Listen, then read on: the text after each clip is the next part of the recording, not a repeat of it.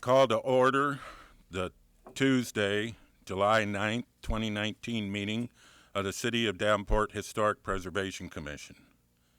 If you have a cell phone, please place it in the silent mode or turn it off. We welcome everyone who's at home watching us on the city's cable TV channel.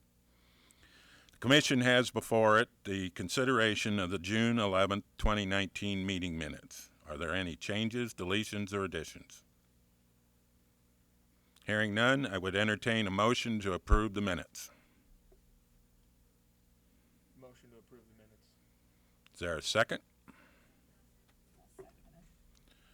All those in favor of approving the minutes of June 11, 2019 signify by saying aye. Aye. Those opposed, the minutes are approved. We'll move on to communication. Ryan? Yes, I received notice from the SHPO office that the Davenport Motor Row and Industrial Historic District was formally listed on the National Register of Historic Places. That's on the east side, so that's great news. We'll get that mapped on our GIS. Chairperson Free and Commissioner Franken were reappointed to 3-year terms, so congratulations. Thank you. The mayor had convinced me on that one. But somebody on the commission's happy I did it. I have one item. The mayor has graciously appointed me to the Flood Task Force.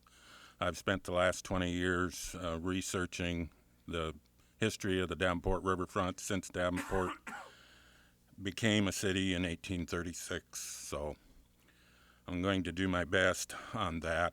That's why I was a few minutes late here this afternoon. Are there any communications from the commission? Seeing none, we have no old business tonight. We'll move on to new business, and that's case number COA 19-07. Tear off roof on house and garage roof and install new ones at 612 West 8th Street. The Elise Zackler Egler's house is located in the local historic Hamburg district. Michael Kaberman is the petitioner. Staff report. Just a pretty straightforward request. I put our findings in our recommendation. It would just be tear off the old roof and put architectural shingles in there. Hopefully one day when we get the ordinance rewritten, we can make that as an administrative approval. But this is typical of what you usually see in trying to match flashing to the roof color and other elements that you won't be able to see. So staff does recommend approval of COA 19-07. Is the petitioner here? He's not. We corresponded. Okay. Told him he should be. Are there any questions from commission members? Seeing none, I would entertain a motion to approve case number COA 19-07 as presented. Is there a second? Second. Any discussion on the motion? Roll call. Cordis? Wanio? Yes. McGivern? Yes. Franken? Yes. And Free. Yes. We'll move on to other business. Review and comment on the downtown Rock Island Historic District Centennial Bridge only, and authorize the chairperson to sign the certified local government review form. Staff report. So the downtown Rock Island Historic District is being nominated, a very large district actually, and the Illinois SHPO corresponded with the Iowa SHPO that they wanted this commission and the mayor to review the nomination because it does include the Centennial Bridge.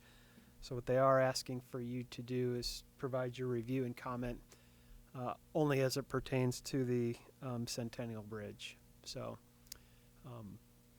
certainly we're supportive of a historic district in the downtown Rock Island, and city staff recommends that you support it and authorize the chairperson to sign the form. The criterion were, if I recall, I don't have my written notes in front of me, A and C. Well, I have no problem doing this. I'm sure both SHPOs know that it's in the long-range plans of the Illinois DOT to replace the Centennial Bridge. That's what's interesting, because now that will trigger a 106 review, I see. and typically a bridge replacement would use federal funds. Okay. Commissioner? Yes, not sure if that's working or not. Interesting thing, in the state of Iowa, there was a huge nomination to list all of the historic bridges in the state on one huge multiple property nomination. It was back in the 90s, and I was serving on the State National Register Review Committee. And the Centennial Bridge was in the group of all those, but it was pulled at the last minute when somebody discovered that it really wasn't an Iowa bridge, it was an Illinois bridge. So it was determined eligible at that time, and that's been its status since then, is that it has been determined eligible for the National Register. So it's nice to see it actually finally get listed.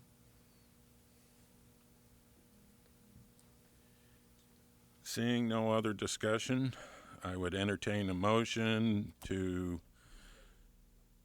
what exactly would it say, Ryan? This would be to recommend that the downtown Rock Island Historic District be listed on the National Register of Historic Places, and authorizing the chairperson to sign the certified local government review form. So moved as proposed. Is there a second? Second. Any discussion on the motion? Roll call? Juanio? Yes. McGivern? Yes. Rankin? Cochran? Cordis? And Free. Yes. The next item is a discussion regarding modification to 810 West 6th Street. Staff?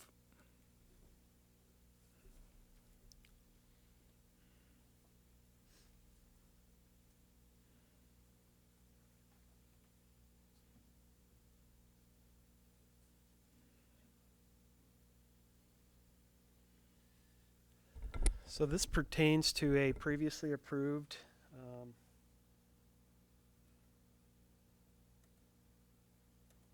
certificate of appropriateness. You may recall this one. It was at 810 West 6th Street. The porch had construction had begun in the porch. There was a stop work order came from the commission.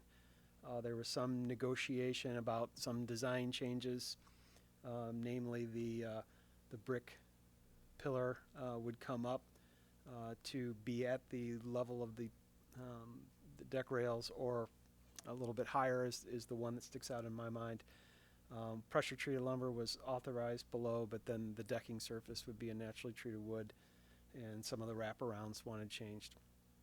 It was discovered that the porch didn't meet city code, and so Mr. Washington came back into my office, talked about a few changes, and I just wasn't comfortable administratively approving those, because I thought it should come back, at least it should be discussed what those changes were.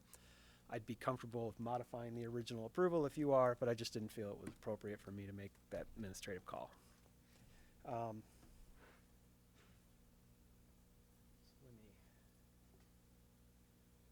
best I can. So this was the entry level, and then the second story, obviously, with the columns coming up.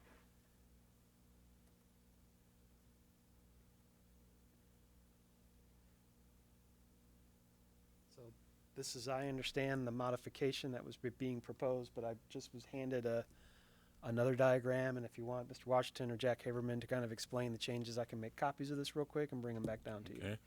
Thanks.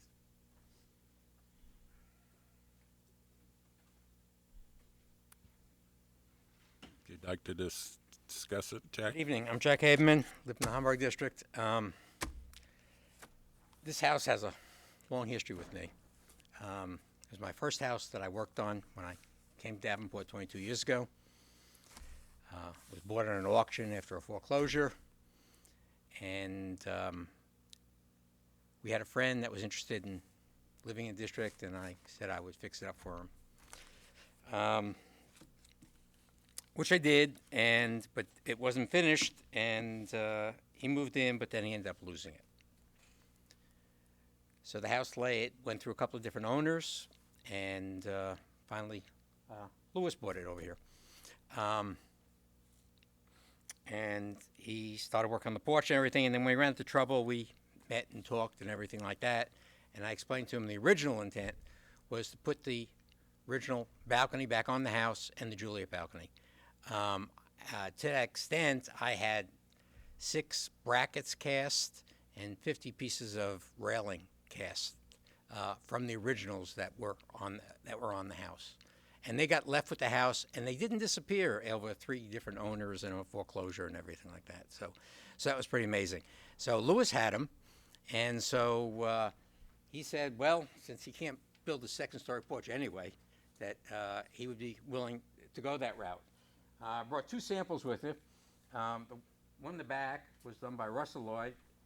22 years ago it was made, so it's an old bracket, even though, but it was made exactly the same as the old one. Weighs 85 pounds, and it originally had the 4 brackets across the back for the main floor. The bolts are still there. And then upstairs on the second floor, there was a Juliet balcony using 2 of these brackets, and it was falling apart, but it was there when I originally had the house. I was able to take it down, and that's how I was able to recreate the parts for it. So basically, Lewis is going to just build the 1-story porch as is, like you originally talked about, and then we're going to just replace exactly the way it was, the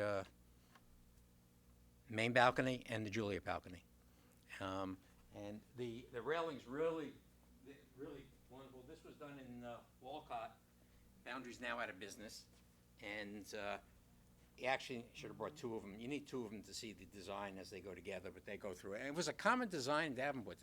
I've seen this on other houses there and stuff like that. But he has 50 of them, and so they're going to go back as the main across the top. So he felt, since you guys approved the first plan, we'd like to go for a modification of it to restore the original balcony and the Juliet balcony with the original cast parts. Sure. That's his joke.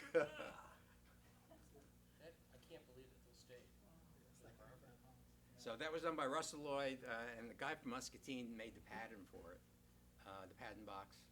I think they call it pattern box, yeah. And we took the original bracket and they epoxied it, and then they put some screws in it so they could pull it in and out, and made the follow box. And So these are all cast from original pieces. from the original piece, yeah. And then the design is the way the house was built. I know how thorough you are. Yeah, it's totally the way. Because I remember the balconies when I moved into the neighborhood back in the early 80s. Now, I think only the Juliet balcony. Yeah, was there. I remember the And they had Juliet built a balcony. 2-story porch someplace probably in the 30s or 40s that had come down. The National Register from the 80s actually had some historic pictures, if I remember right, of the originals. See, now that I have not seen. I don't recall seeing historic details in that one. I've seen original pictures someplace, That had and it may have been at the that had a library. porch.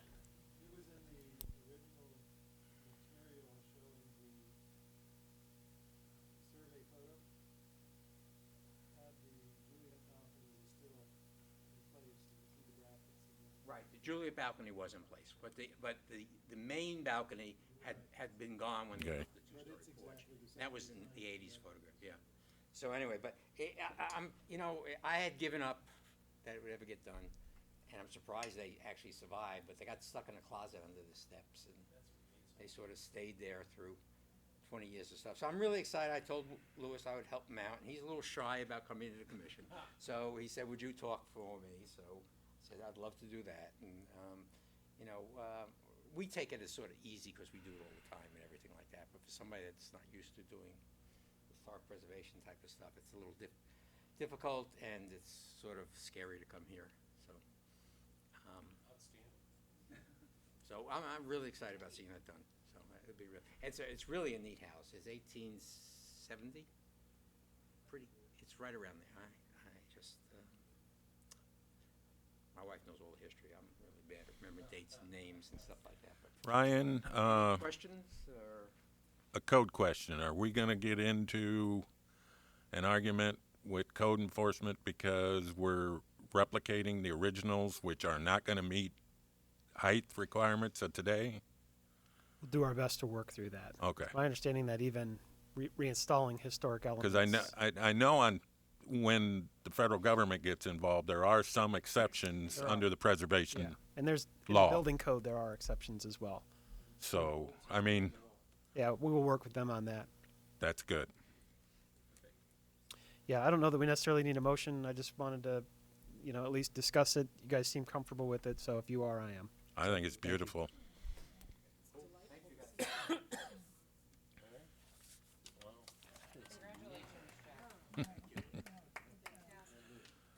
Well, we have no other business. We'll open this up for public comment. Seeing none, I would entertain a motion to adjourn. So moved. Is there a second? Second. All those in favor of adjournment signify by saying aye. Those opposed, the commission is adjourned.